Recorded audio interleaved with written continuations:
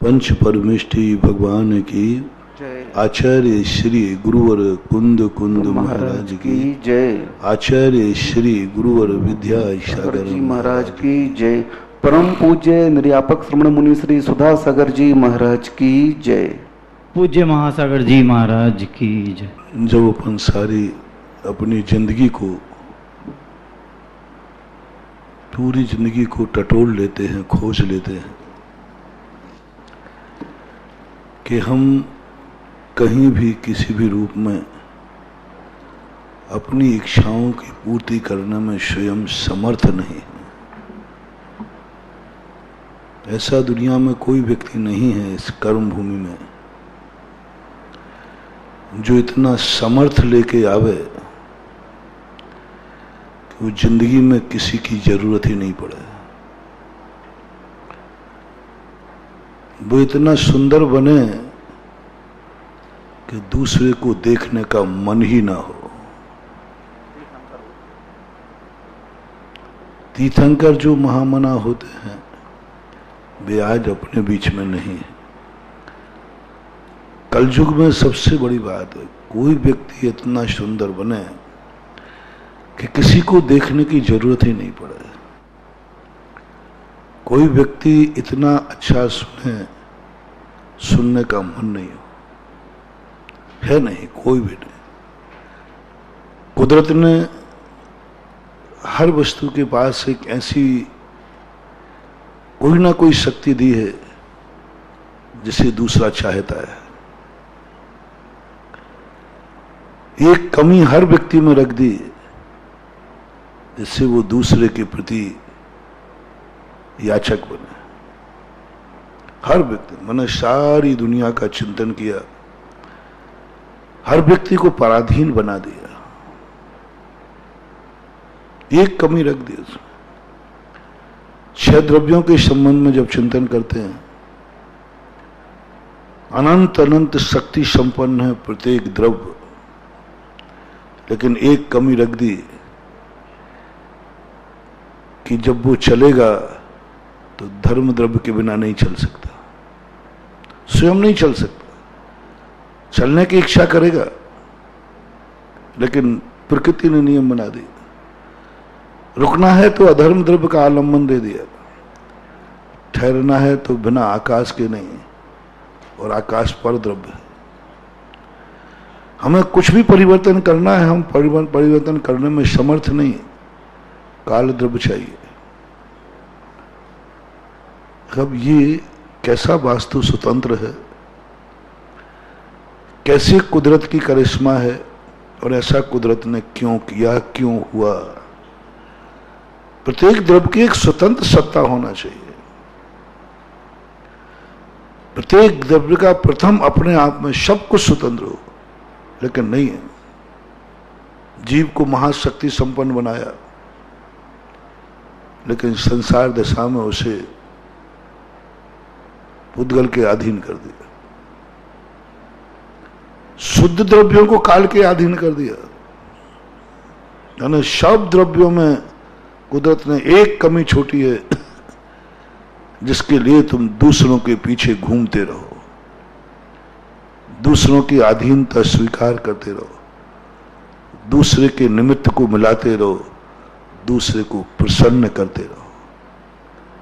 अब देखना, अपनी जिंदगी में देखना, 75 क्या 80 क्या बहुत है समय हमारा पर पदार्थों को प्रसन्न करने में लगा रहता है, पर पदार्थों को अनुकूल बनाने में लगा रहता है, पर पदार्थ को जुटाने में लगा रहता है। पर पदार्थ को जुटाने का अर्थ देखो कितना, आप खुद देखना, तुम आनंद कितना ले जाते हो, उपभोग कितना कर पाते हो। बहुत आए तो जुटाने में, रोटी खाने में कितना समय लगता है, कोई को 10, कोई को 15, कोई को 20 मिनट। हमारे गंभीर सागर में घंटा भर लगेगा, और क्या होगा। और क्या करेगा, कछु भी है, बूढ़ा हाथ भी है थोड़ा, लेकिन जुटाने में, उस चोटियों के मटेरियल जुटाने में देखो, खेती से लेकर के अब लो उन रोटियों को अनुकूल बनाना है। अब रोटी को अनुकूल बनाना है, रोटी चाहिए है, वो खेत की सेवा कर रहा है, किसान खेत की सेवा कर रहा है। अब खेत को अनुकूल बना रहा है, खेत को प्रसन्न कर रहा है, खेत को उर्वरा बना रहा है। वहां से देखो कितने आयाम होते हैं। 10 मिनट में हम सब खा पी कर बराबर कर देते, लेकिन उसको जुटाने का साधन कितना बड़ा। हर चीज में ये लगाना। मैंने देख लिया पूरा, आप देखो अपन जिसके लिए करते हैं सब जुटाने में। एक ही देखिए अब किसको मना है, खेती चाहिए है, अनाज चाहिए, खेत को मनाओ, खेत को सींचो, खेत को खिलाओ, उसकी हाथा जोड़ी करो, रखवाली करो। अब क्या क्या करना पड़ता है सब किसान से पूछो। पैसा चाहिए है व्यापार में, खाने में कम, कमाने में ज्यादा समय जाता है। दिन भर कमाता है तब शाम को 4 रोटी खाता है। दिन भर कितना पसीना बहाता है। मजदूर देख लो, दिन भर पसीना बहाते, दिन भर पसीना। उनको खाने का समय आध घंटे 15 मिनट बीच में मिलता है, उसी में खा लिया, उसी में लेट लिया और फिर मजदूरी में। प्रकृति ने ऐसे सिद्धांत बना दिए कि हमारी जिंदगी दूसरों को मनाने में निकल रही है। वो किसी शायरमैन ने कहा ना, जिंदगी के 4 दिन मिले थे, 2 इंतजार में चले गए, 2 आरजू में। 4 दिन में 2 इंतजार में चले गए, 2 आरजू में। पूरी जिंदगी मनाते मनाते निकल गया, प्रसन्न करते करते निकल गया पर पदार्थों को। अनुकूल बनाओ, अनुकूल बनाओ, ये ना बिगड़ जाए, ये ना बिगड़ जाए, यदि ये बिगड़ गया तो मेरा क्या होगा। टेंशन ही टेंशन 24 घंटे। सुबह उठ के आंखों को संभालो, अरे आंखें बिगड़ गई तो फिर क्या देखूंगा क्या। अब लोग इन्हीं की सेवा में लग जाओ, इन्हीं को संभालते रहो। 24 घंटे इनकी चिंता। कानों की चिंता, अरे बिगड़ जाए तो बहरे हो जाएंगे, पर ए करना पड़ेगा, सुना ही नहीं पड़ेगा। गले को संभालो, खराश लो खराश, वो कुल्ला करो कुल्ला, कोरोना आ गया तो गला बंद। अब लो साहब, इसी को साफ करने की चिंता बनी रहे। हल्दी का गरारा करो, ग्लोय का गरारा करो, ये करो। शरीर पेट भी बिगड़ जाए, सब 24 घंटे किस किस को मनाओ आकर ये बताओ, किस किस को मनाओ। मैं तो सोचता हूं कि पूरी जिंदगी पूरा 24 घंटे मनाने में निकल रहा है। पैरों का डर, गोड़ा नहीं टूट जाए, अच्छी तरह चल भी नहीं पाते। अच्छी तरह चलना चाहे तो नहीं, कूदना चाहे तो नहीं, पैरा टूट जाएगा। एक कदम चलता हूं टेंशन के बिना नहीं चलते। टेंशन होता है कांटा लग जाएगा, कांच लग जाएगा, कांच पड़ा है, टेंशन, इसी बात का टेंशन। अब नीचे देख रहे हैं, टेंशन में चल रहे हैं, कांटा नहीं लग जाए। गाड़ी चला रहे हैं, टेंशन है एक्सीडेंट नहीं हो जाए। रोटी बना रहे हैं, गैस चूल्हा जल रहा है, गैस नहीं निकल जाए, बस्ट नहीं हो जाए। यानी इस दुनिया में इतना पराधीन कर दिया इस कुदरत ने कि उसी की प्रसन्न करने करने में पूरी जिंदगी गुजरी जा रही, पूरी जिंदगी गुजरी जा रही। धौली हो गई रे काली कामड़ी माथा की थारी, काले से धौली हो गई, लेकिन अभी भी वही टेंशन, वही चिंता, वही सब। ये बिगड़ गया तो क्या होगा, ये बिगड़ गया तो क्या होगा, ये हो गया तो क्या होगा। वास्तु स्वतंत्र नजर नहीं आ रहा है, स्वतंत्रता का आनंद नहीं ले पा रहे हैं। स्वतंत्रता की जो श्वास होती है वो मात्र कल्पना में है, शास्त्रों में है, क्रिया में नहीं आ पा रहे। संभाल ही नहीं, आ ही नहीं पा रहा, कितने प्रयास करो। एक भय की रेखा आ जाती है,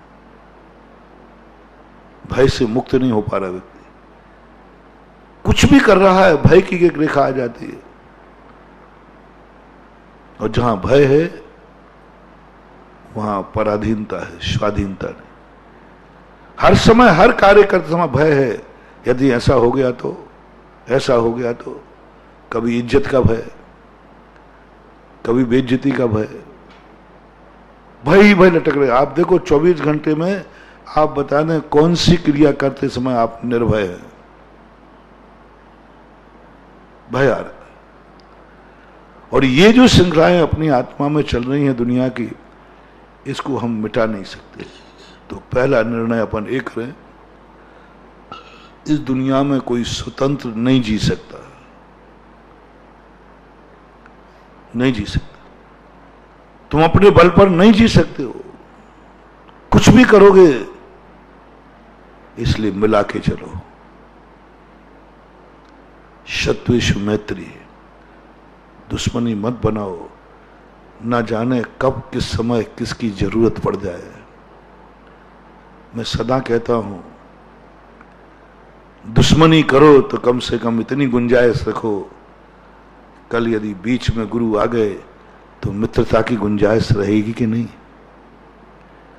कल बीच में यदि भगवान आ गए और भगवान ने एक बात कह दी, ओहो क्या बात है महानुभाव, अपन लड़ने में बहुत माहिर हैं, बिगाड़ने में तो नंबर 1 है, बनाने में उतने नहीं है।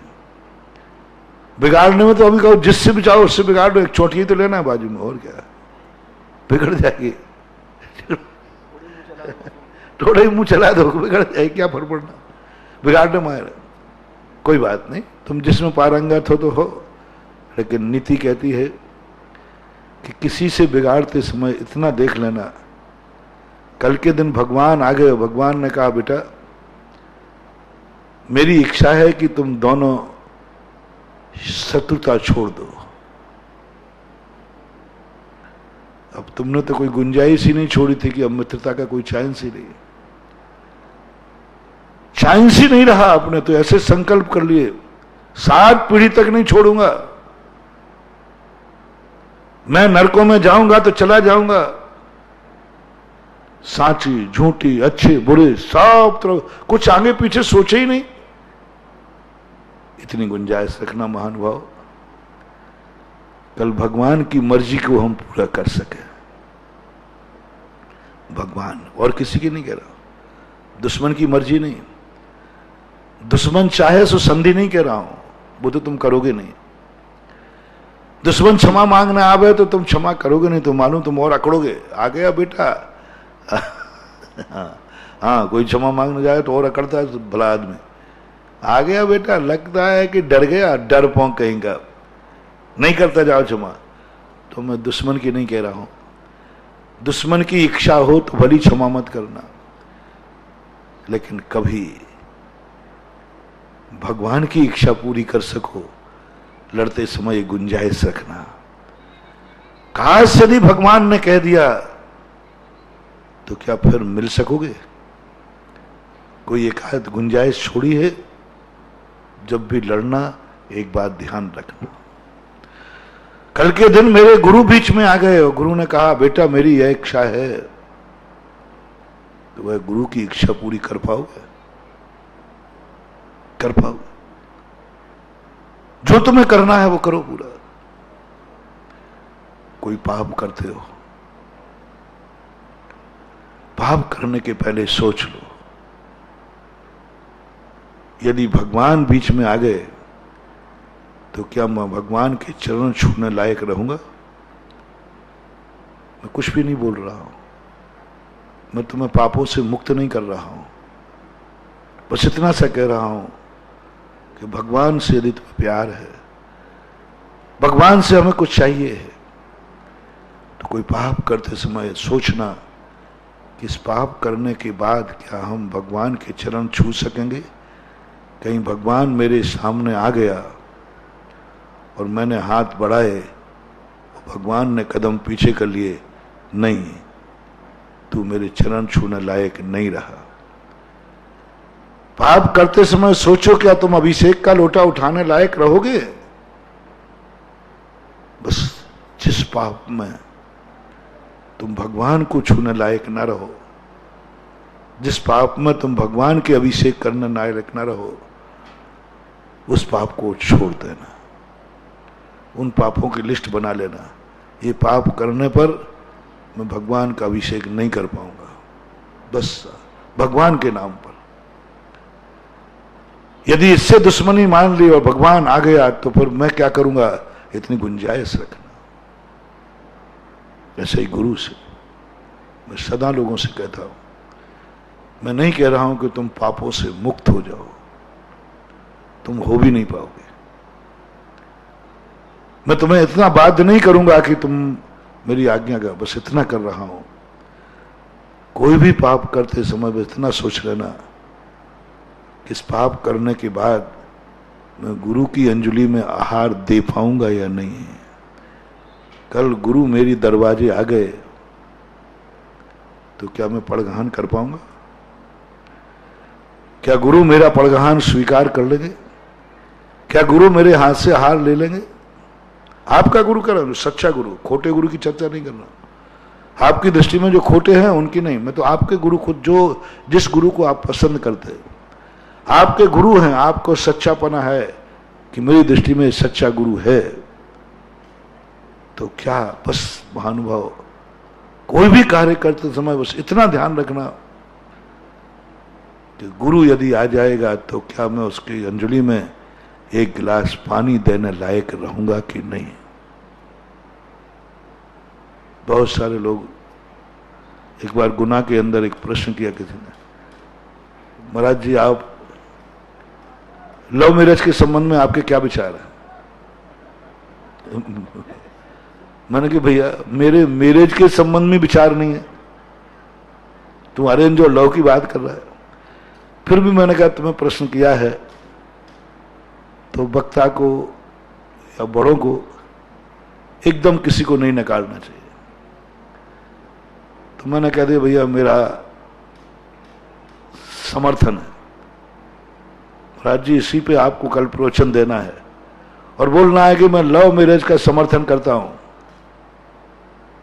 अरे मैंने कहा ये छोकरे मुझे फंसाएंगे और कहेंगे बाप से कि देखो महाराज ने कहा। अब मैं भी तो कोई कम बुद्धिवाना थोड़ी हूं, मैं भी सोच गया, समझ गया।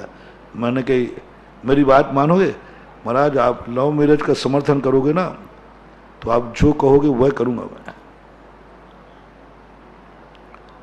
बस आपको स्पष्ट लव मैरिज का समर्थन करना है कि लव मैरिज का मैं समर्थन करता हूं। फिर मैंने पूछा जो मैं कहूंगा वो करोगे? सारे युवाओं से पूछ लो, जो लव मैरिज वाले हैं वो पूछ ले।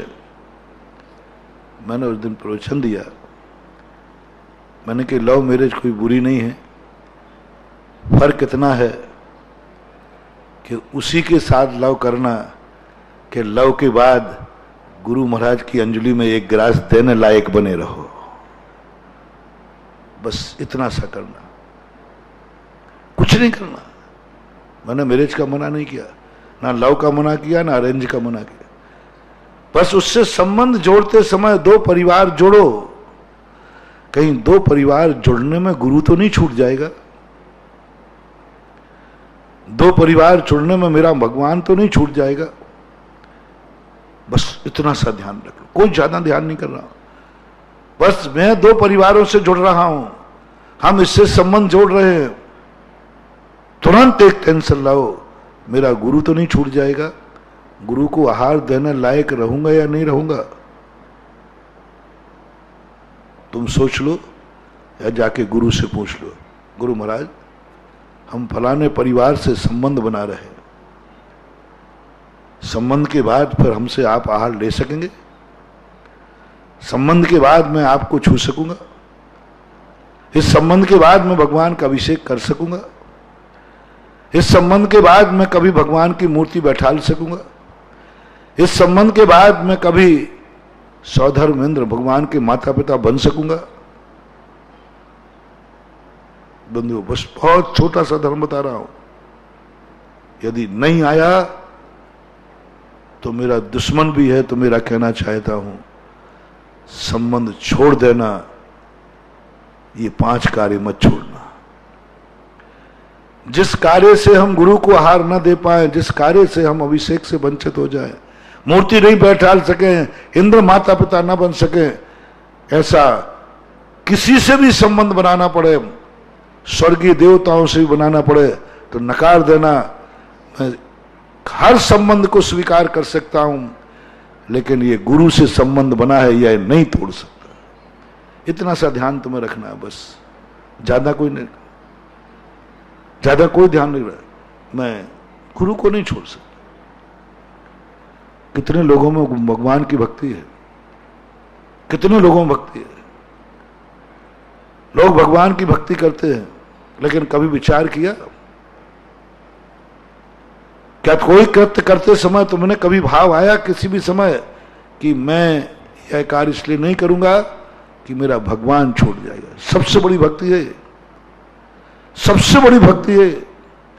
किसी भी कृत्य करते समय तुम्हें भगवान ध्यान आ गया, बस सबसे बड़ी भक्ति। ये पूजा पाठ वगैरह नहीं आ पा रहा, कोई बात नहीं। तुम्हारे 24 घंटे तुम्हारे मन में टेंशन होना चाहिए, मेरा यह कार्य करने पर भगवान छूट जाएगा, मैं इस कार्य को छोड़ता हूं। बस हो गया संबंध तुम्हारा शाश्वत भगवान के साथ, हो गया अविनाशी संबंध भगवान के साथ, हो गया। जब तक तुम भगवान नहीं बनोगे, भगवान से तुम्हारा संबंध बना रहेगा, क्योंकि तुमने आप एक बलिदान दिया है किसी पाप का। भगवान को नहीं छोड़ूंगा, इस संबंध तोड़ दूंगा। गुरु से साथ कोई भी कृत्य करो, गुरु के साथ कोई भी चीज करो, क्योंकि ये निश्चित है कि तुम्हें किसी ना किसी दिन भगवान की जरूरत पड़ेगी। इतना गुंजाइश करो, भगवान की जरूरत तुम्हें पड़ेगी। मैंने पहले ही कहा था, दुनिया ने, कुदरत ने ऐसा बना दिया, तुम अपनी जिंदगी अकेले जी नहीं सकते। एक दिन तुम उस कगार पे आओगे जब तुम्हारे ऊपर मुसीबत होगी, बिना भगवान के नहीं होगी। इस दुनिया में किसी से तकरार नहीं लेना, मैं तो भगवान की बात कर रहा हूं। किसी से भी मत लेना, एक पेड़ से भी टकरार मत देना। हो सकता है किसी दिन वह पेड़ तुम्हारी जिंदगी बन जाए। वो आती ना छोटी सी कहानी, शेर और चूहे की। शेर चूहे को कुछ नहीं समझता था। शेर से भी कहा, देखो चूहे से भी तकरार मत लो, एक दिन ऐसा आ सकता है चूहा ही तुम्हारी जिंदगी बचा सकता है।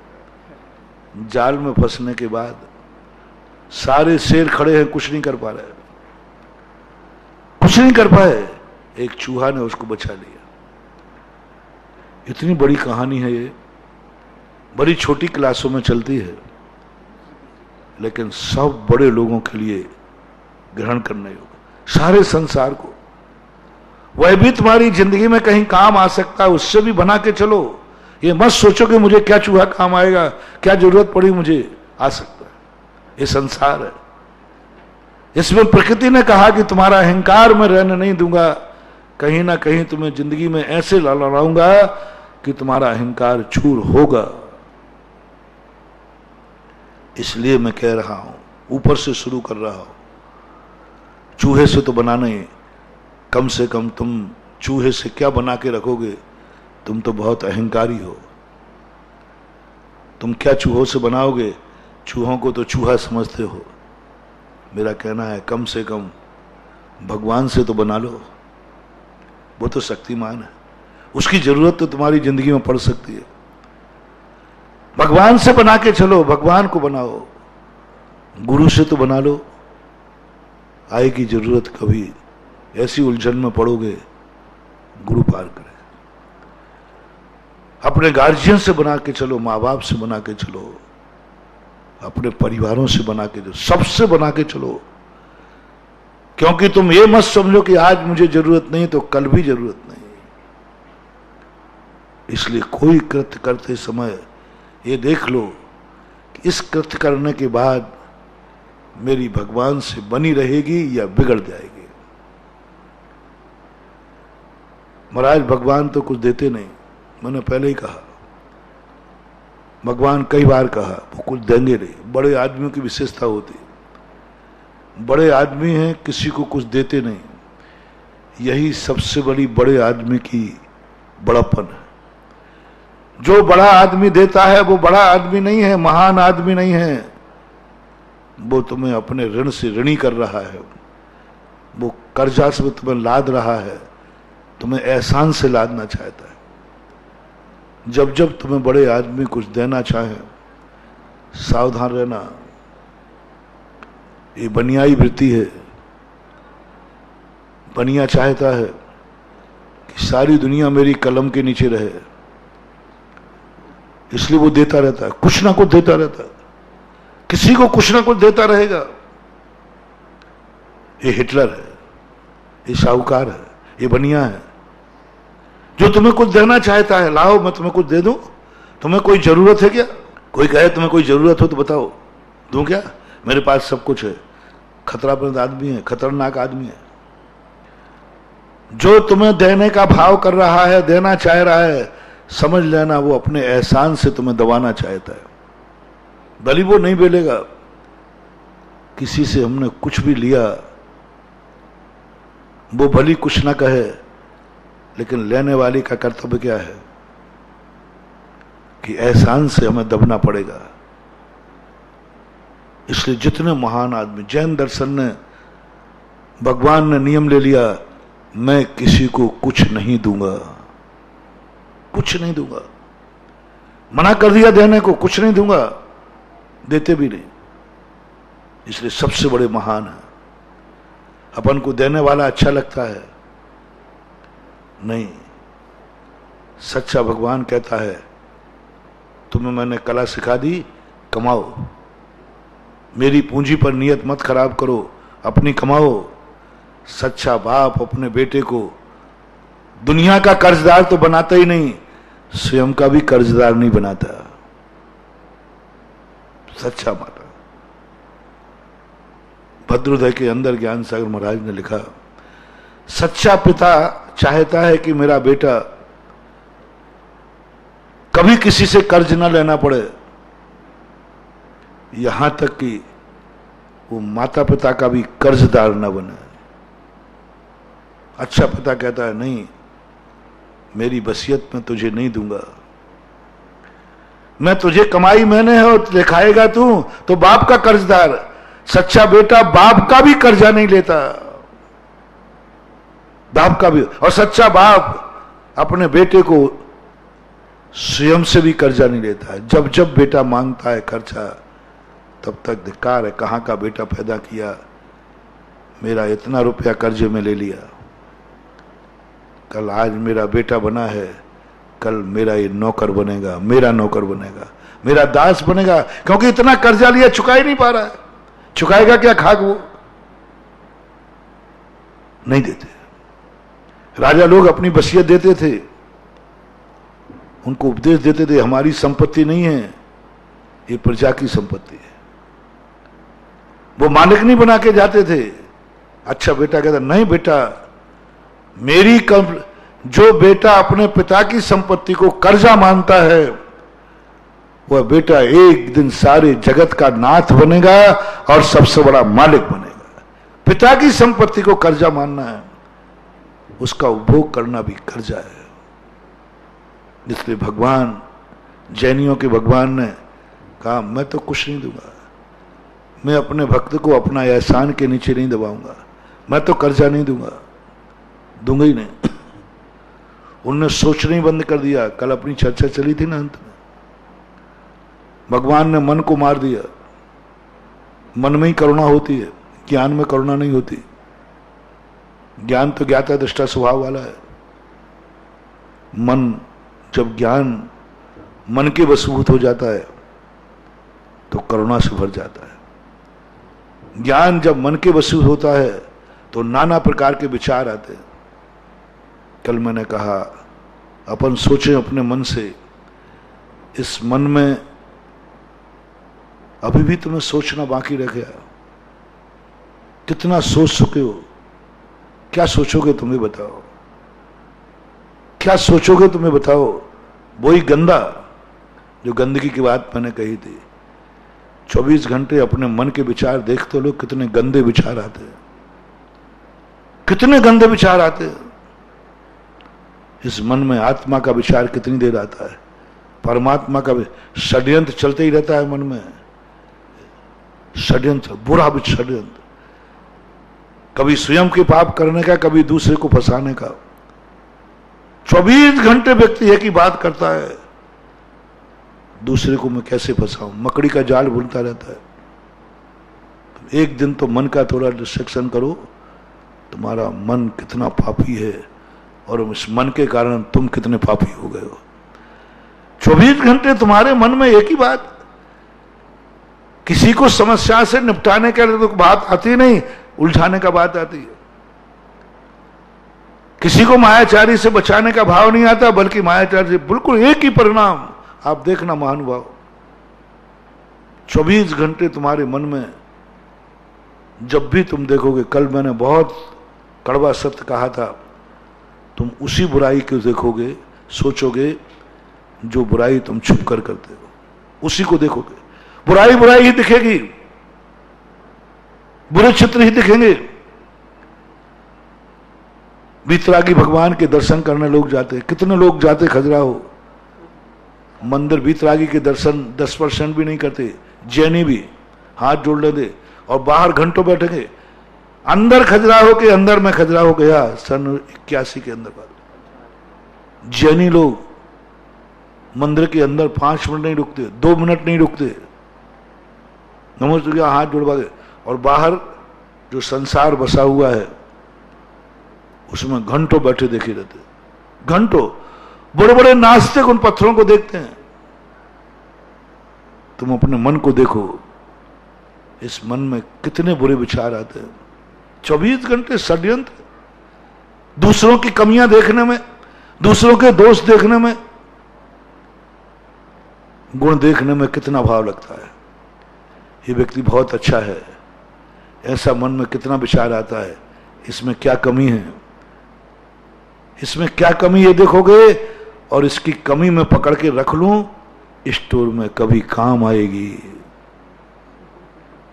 हाँ बेटा ध्यान रखना, चाहे तुम श्रावक हो चाहे हम मुनि हो, यदि किसी की कमी हम इसलिए देख रहे हैं, पहली बात तो कमी देखते ही आपका मन खराब है।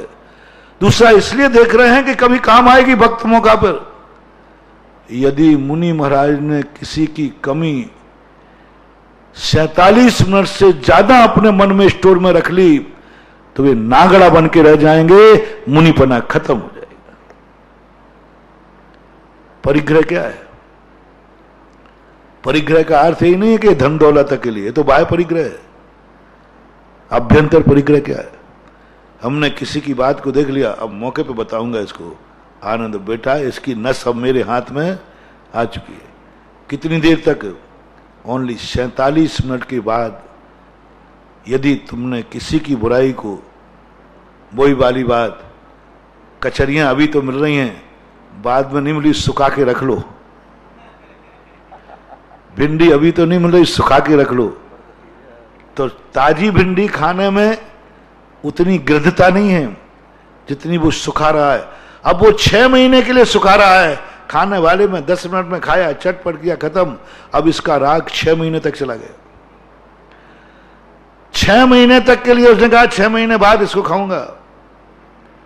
ऐसे तुमने किसी की बुराई देखी, स्टोर कर ली, कभी एक अंतर मुहूर्त के अंदर यदि वो स्टोर खाली नहीं किया, एक अंतर मुहूर्त के अंदर तुमने ये भाव नहीं किया, अरे मैं कहां की किसकी बुराई कहां स्टोर रखूंगा, अच्छी बातों के लिए तो जगह नहीं है, जनवाणी के लिए तो जगह नहीं है, गुरु वाणी की जगह नहीं, और इसकी ये बात में इसकी बुराई रखूं। और ये बताओ, जब तुम्हारी धारणा में बुराई का स्टोर रहेगा तो वो बुराई पैदा करेगा। स्टोर बुराइयों का है। मुनि को 47 मिनट के अंदर कोई बुराई दिख जाए तो उसके अंदर उसको खाली कर देना चाहिए। प्रतिमाधारी को 15 दिन के अंदर स्टोर खाली होना चाहिए। 15 दिन पहले की कोई बात नहीं करना चाहिए। 15 दिन की कोई बुराई को नहीं निकालना चाहिए। 15 दिन पहले की कोई चर्चा नहीं करना चाहिए।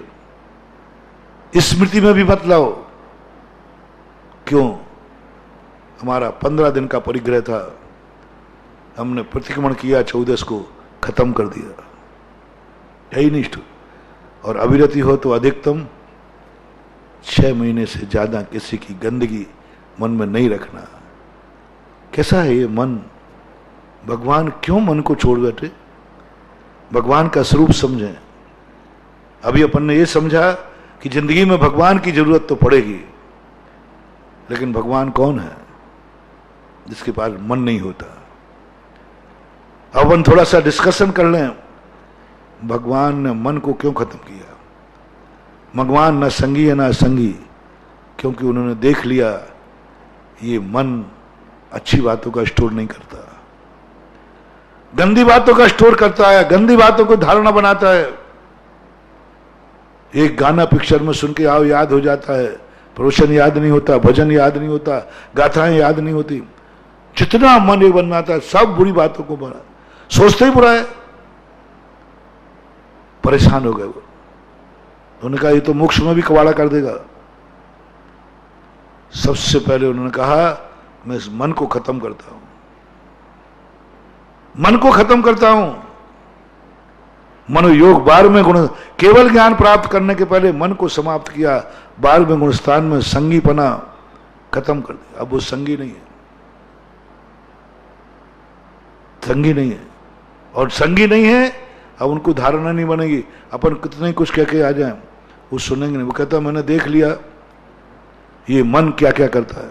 अपन देख लो ना, अपना मन देख लो, अपन मन से कितना सही उपयोग कर पा रहे हैं। अभी हम वो क्या सोच रहे हैं, मैं तो यही नहीं समझ पे आता हूं। जब भी कोई सोचता हूं सब पुराना सोचता हूं और गंदा सोचता हूं। अच्छा सोचने में आता बहुत कम है, बहुत कम है। आंखें देखो लो, क्या देखते हैं? कल मैंने पेपर की बात करी थी, अच्छा देखने में कितना आंखें का और बुरा देखने के लिए कितनी लालायत होती है। भगवान ने कहा ये आंखों से मैं कभी कुछ अच्छा नहीं देख पाया, उन्होंने आंखें खत्म कर दी। नेत्र इंद्री को मात एक पुतली बन के रह गया। कान खत्म कर दिए, बोले देख लिया इन कानों ने जितना अच्छी बातें अपन सुन के कम धारणा बनाते हैं, बुरी बातें देखो कितनी कितनी बुरी बातें अपन ने सुनी वो कभी भूलते नहीं है, कानों में चलता रहता है। मुंह से बोलना बंद कर दिया उन्होंने। क्या बोलूं मैं? एक शब्द बोलता हूं, एक को अच्छा लगता, 10 को बुरा लगता है। बोलना ही बंद, चलना पर सब कुछ बंद कर दिया। भगवान की परिभाषा है जो संसार को जानना भी नहीं चाहता। एक बार मैंने पूरा प्रवचन दिया था, भगवान को समझना, संसार को समझना भी नहीं, जानना भी नहीं चाहता। कहां क्या हो रहा है, कहां क्या हो रहा है, कौन रो रहा है, कौन हंस रहा है, कौन जी रहा है, कौन मर रहा है, कौन क्या कर रहा है, इसको भगवान ने खत्म कर दिया। तो जानना नहीं चाहते, उन्होंने मन ही खत्म कर दिया। मैं जानूंगा ही ना, मैं देखूंगा ही नहीं। कुछ वो संसार देखना नहीं चाहते। भगवान का लक्षण कौन है? भगवान जो संसार का सोचना नहीं चाहते, जो संसार को देखना नहीं चाहते, जो संसार को सुनना नहीं चाहते, संसार की बात बोलना नहीं चाहते, संसार को करना नहीं चाहते, कुछ नहीं और जानना भी नहीं, ज्ञान भी नहीं। कहां क्या हो रहा है, उसका नाम भगवान है। जैन दर्शन का भगवान मां साक्षी भूत है, साक्षी भी नहीं है। दुनिया को वो देख भी नहीं रहे, देखने में आ रहा है। वो जान भी नहीं रहे, जानने में आ रहा है। अब जिनको भगवान, ये तो कार्य भगवान हुआ, ये तो कारण परमात्मा हुआ, जिसके अंदर संसार को जानने की इच्छाएं खत्म हो गई, वो कार्य है। अब कारण परमात्मा कौन?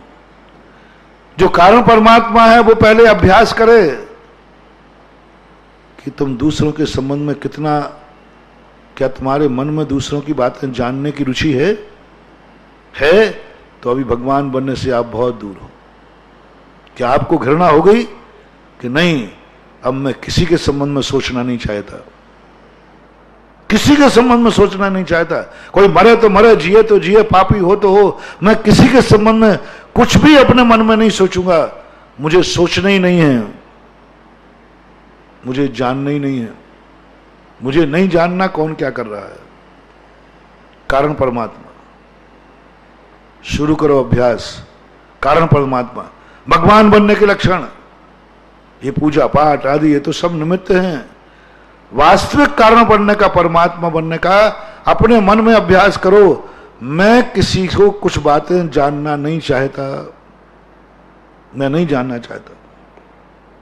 और अपन लोगों की आदत क्या है, हमें अपनी बात पता हो या नहीं हो, पड़ोसी की बात जरूर पता होना चाहिए। क्या कर रहा है, क्या खाता है, क्या उठता है, क्या बैठता है, कहां जाता है, क्या सोचता है, क्या विचार करता है, सब देख लेना आपके। स्वयं के संबंध में पता नहीं, स्वयं का पता नहीं कि मैं क्या करता हूं, मैं कहां जाता हूं। वही वाली बात आचार्य से सुनाया करते हैं कि दो शिष्य थे, एक सामायिक में सोता रहा और एक जागकर उसको देखा रहा। गुरु से कहा, गुरु महाराज इसने 1 मिनट भी सामायिक नहीं की, 1 मिनट भी नहीं की। अरे साहब 1 सेकंड नहीं की। तुम्हें कहा महाराज पूरा मैं इस पर गौर किया, 1 सेकंड भी नहीं की। तो आचार्य जी बोलते हैं कि पहले तो तू प्रायश्चित ले ले कि तू पूरी सामायिक में इसी को देखता। अपन लोग ऐसे ही है, अपना मन ऐसे ही है, पता नहीं क्यों ऐसी आदत बन गई। उसको देख रहे हैं, देखो इसने सामायिक नहीं की, ये मुनि परा नहीं रहेगा, ये मुनि नहीं हो सकता, सामायिक नहीं कर रहा, देखो कर रहा। लेकिन हम नहीं सोच पा रहे हैं कि हम भी तो मुनि नहीं रहे, हमने उसको देखने में सामायिक बिगाड़ ली। दोनों में सबसे बड़ा मूर्ख कौन है? उसने तो कम से कम सोने में सामायिक बिगाड़ी, तूने तो उसे देखने में सामायिक बिगाड़ी। वो तो मूर्छित होगा, अवचेतन दशा चले गया, तुम चेतन, सबसे बड़ा भ्रष्ट तुम हुए। अब वो तो हुआ, वो तो सो गया, खबर भी नहीं उसको कोई। तुम तो जाग रहे थे ना, वो तो सोने के बाद सामायिक छूटी है, तेरी तो जागते हुए सामायिक छूटी है। लेकिन हमें मजा किस में आता है? जागने में।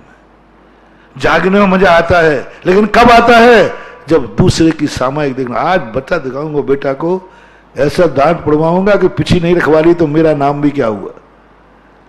और जो अच्छे गुरु होते हैं, आज इसको डांट पड़वाऊंगा, मुनि व्रत पर पिछी भी छुड़वा दूंगा इसकी। जो अच्छे गुरु होते हैं वो कहते हैं उसकी तो छुड़ा लूंगा बाद में, पहले तू रख दे पिछी, तो पहले अपना प्रायश्चित कर ले।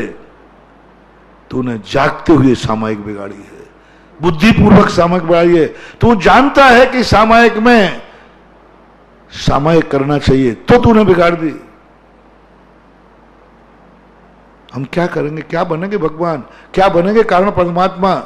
अभी हमारे दूसरे की जिंदगी को जानने की आदत पड़ गई है, दूसरों के संबंध में जानने की आदत पड़ गई है। बंधु अभ्यास करें अपन कारण परमात्मा बन करके कि नहीं, आज के बाद मैं दूसरों के संबंध में जानना बंद करूंगा। मुझे क्या लेना देना है? जो दूसरों को जानता है निश्चित है वो अपने आप को नहीं जान सकता। वो वकील साहब की बात है ना, एक वकील साहब थे, दुनिया की बातें वो सब जानते थे। घर आते ही बच्चे लोग खींचते थे ना, है बच्चे लोगों तुम लोग जानते आज अमेरिका में क्या हुआ? बोले अंकल पता नहीं। बोले इडियट कहेंगे, मूर्ख, यहां घर में बैठे चौराहे पे खेलते रहते हो, दुनिया में क्या क्या हो रहा है। और प्रतिदिन का तमाशा यही था, जब देखो जब। तो एक दिन कहा, वो अदालत से लौटे और बोलते अंकल जी आज आप नहीं बोलोगे। आपको मालूम, आप जब अदालत जाते हैं तो आपके घर में कौन आता है? बोले मुझे तो नहीं पता। तो बच्चे कहते इडियट अंकल, सारे दुनिया की बातें पता है और अपने घर की बात पता नहीं। कहीं अनादिकाल से अपन सब वही वकील साहब तो नहीं है कि हमें दूसरों की दुनिया भर की बातें पता है और अपनी खुद की खबर नहीं। दूसरे में हमारी रुचि है, हम अपनी सामायिक बिगाड़ करके दूसरे की सामायिक देखते हैं। अरे 5 मिनट को हम अपनी सामायिक बिगाड़ेंगे, जो बिगड़ चुका है वो तो सुधरने वाला नहीं है। हम क्यों बिगड़े? हम क्यों दूसरों की जानने की इच्छा रखें? अपना अपना नेचर पहचानो। यदि तुम्हें दुनिया की बातें, दुनिया को जानने की इच्छा है तो आंसर में लिख लेना, अभी मेरा संसार बहुत बड़ा है और तुम्हारे मन में आकुलता आ गई है, घबराहट आ गई, नहीं मुझे किसी से कुछ नहीं जानना। आंख की बात, ये आंख बीतरागी आंख बने, क्या दूसरों के दोषों को देखने की आदत कम हुई है? कोई गलत कार्य दिखते ही आंख झुकती है कि खुलती है? बस छोटे छोटे सिंपल दे रहा हूं। कोई गलत कार्य करते समय आंख झुकती है या खुलती है? बस यदि झुकती है, निश्चित समझना तुम्हारा संसार बहुत छोटा है, तुम्हारा उद्धार बहुत जल्दी होने वाले हो, तुम बहुत जल्दी परमात्मा बन जाओगे। क्योंकि जब जब तुमने बुरा कार्य देखा तुम्हारी आंख झुक गई। भीड़ में नहीं, अकेले में भी। भीड़ में तो सब झुका लेते हैं, मजबूरी में झुका लेते हैं, लोग क्या कहेंगे झुका लेते हैं। मम्मी पापा साथ में बैठे हैं तो झुका लेते हैं, मम्मी पापा कैसे देखूं, झुका लेते हो। वहां पत्नी साथ में है तो तुम झुका लोगे, अरे पत्नी देख लेगी, हम देखने का मन तो हो रहा है लेकिन अभी नहीं देखूंगा। भाई बंधु गुरु बैठे हैं सामने, 4 लोग बैठे सामने, अकेले की तुम ओनली अकेले हो। बहुत बड़ा थर्मामीटर दे रहा हूं, तुम्हारी आंख कभी नासा दृष्टि बन पाएगी कि नहीं, तुम्हारी आंख बीतरागी बन पाएगी कि नहीं। अकेले में सिंगल पीस में कोई गलत कार्य सामने हो रहा है, उस समय तुम्हारी आंख झुक जाए, महानुभाव निश्चित समझना तुम आसन भव हो। और उस समय यदि आंख खुल जाए और गर्दन और ऐसी ऊंची उठ जाए और गर्दन और यूं झुक जाए, झांकने का भाव और आ जाए, निश्चित समझना अनंत संसारी, अभी संसार बहुत दूर है। दूसरे की कमदोष से आंख गर्दन उठा के देखती है, गर्दन नहीं तो एड़ी और उठाएगी, झांकेगी। यही हमारा सबसे बड़ा, भगवान ने कहा मैं आंखों का खत्म करता हूं, नेत्र इंद्रिय उन्होंने निष्क्रिय, सबसे बड़ी साधना है। तुम नहीं जीत पाओगे, अपन नहीं जीत पाएंगे, आंख बुरा देख ही लेगी, इसलिए उन्होंने आंखें खत्म कर दी। भगवान की नेत्र इंद्रिय, भाव इंद्रिय खत्म हो गई। कानों की बात है, कितना सुन पाते हो उन कानों से? बुराइयां ज्यादा सुनते हो कि अच्छाइयां? दूसरे के अंदर क्या हो रहा है हम दीवार में कान लगा के सुनते हैं, दूसरों की बातें हम कान लगा के सुनते हैं। और वहां स्वामी महाराज ने ये कहा है, वृत्ति के लिए कह दिया, दूसरे की गुप्त बातें सुनना, यदि वो तुम्हें सुनाना चाहता तो गुप्त ही क्यों करता? बहुत बड़ी चोरी है, बहुत बड़ी चोरी है, माल से भी ज्यादा चोरी है। किसी के यहां एक व्यक्ति ने डाका डाल दिया, उस चोर को अपन चोर कहते हैं। सबसे बड़ा महाचोर है कि कोई भी, वहां भी उसने धन छुपा के रखा था और हम लूट ले गए। वो छुप करके बातें कर रहा था, उसकी गुप्त बातों को हमने कान लगा के सुन लिया। क्या आपके मन में कभी भाव आया, आवाज आ रही थी गुप्त बातों की और आपने कान में उंगली डाल दी, वहां से उठ के चले गए, बोले यहां नहीं बैठता हूं क्योंकि अंदर की आवाज आ रही। पद्म पुराण में पूज्यवर रविशरण महाराज ने, रामचंद्र जी एक नगर में रात में उठ के चले गए, बिहार करते हुए निकल गए। कुछ अंदर बातें, तो वो तेजी से बोला, बोले लक्ष्मण कान बंद करो, किसी की गुप्त बात सुनना पाप है। क्योंकि वो सुनाना चाहता तो अंदर से क्यों करता है? सबसे बड़ा डाकू है ये। अब ऐसा डाकू, और मुनि व्रत का हम अहंकार करेंगे, मैं मुनि हूं, मैं प्रतिमाधारी का अहंकार करूं, प्रतिमाधारी हूं, मां चोला है, मैं सम्यक दृष्टि हूं, मैं कारण समय सार हूं, मैं सम्यक दर्शन हूं। सम्यक दृष्टि का लक्षण, वृत्ति का लक्षण, महावृत्ति का लक्षण, क्या इन कानों में ऐसा संस्कार दे पाओगे? हम किसी की बात नहीं सुनेंगे, नहीं सुनेंगे, कान हटा लेंगे, ऐसी बात। इसी प्रकार मुंह की बात आ जाओ, कान बंद कर दिए भगवान ने। तो जो कारण परमात्मा है, सबसे पहले उन कानों पर विजय प्राप्त करें। इन कानों में दूसरों की बातें सुनने में कितना रस है, कितने तुम्हारे परिणाम जाते हैं, तो आप कारण परमात्मा में आ सकते हैं। नहीं तो, क्योंकि कार्य बनने के बाद कान खत्म, मुंह से बोलना नहीं। जब भी निकले मुंह से पता नहीं कौन सी गंदी बात निकल जाए। हमारे मुंह से निकली हुई बात पता नहीं किसकी जिंदगी बिगाड़ दे, किसकी इज्जत बिगाड़ दे। बोलते समय सोचो सावधान से, जो मन में आए ऐसा मत बोल दो। तुम्हारे एक शब्द से उसकी जिंदगी बिगड़ सकती है, जिंदगी की इज्जत बिगड़ सकती है। सबसे बड़ा मर्डर केस है, सबसे बड़ा मर्डर केस है। बद से बदनाम बुरा होता है, एक नीति है। एक व्यक्ति ने एक ने मर्डर कर दिया, एक ने एक व्यक्ति को बदनाम कर दिया। नीति ने कहा बदनाम करने वाला सबसे बड़ा हत्यारा है। बद से बदनाम बुरा होता है, बद को बुरा नहीं होता। वो तो मार ही दिया। उसने तो एक बकरे को मारा, एक मछली को मारा, एक मुर्गे को मारा, एक अंडे को मारा। उनको हम पापी कहते हैं। मछली पेट जो भरते हम उनको पापी कहते हैं। और हमने एक शब्द बोल करके उसकी जिंदगी को धूल में मिला दिया, उसकी सारी इज्जत धूल में मिल गई। एक शब्द ने। महानुभाव, ना तुम सम्यक दृष्टि हो, ना हम मुनि हैं। हम मर्डर केस के 302 धारा के अधिकारी हैं और नियम से हमारा मुनि व्रत एक हत्यारे की कोटि में आएगा, क्योंकि हमारे एक शब्द ने, तुम्हारा व्रत, तुम्हारा सम्यक दर्शन, तुम्हारा जैनत्व। शब्दों को बोलते समय ध्यान रखना, मेरे एक शब्द से इसकी जिंदगी उजड़ तो नहीं जाएगी, मेरे एक शब्द से इसकी इज्जत खत्म तो नहीं हो जाएगी, एक शब्द से इसकी सबको धूल में मिल जाएगा। नहीं बोला। भगवान जानते थे ये हो सकता है। जिह्वा के पास हड्डी नहीं होती, जिह्वा बहुत लचीली है। 2 मिनट में कहने में क्या बिगड़ता है, कह दिया यूं चला दिया। बंधु, भगवान ने कहा नहीं, मुनि अवस्था से साधना कर ली, मैं बोलूंगा ही नहीं। क्यों? ओहो, वो तो महातीर्थंकर थे, महामुनिराज थे, पर वो जानते हैं कि नहीं हो सकती है गलती।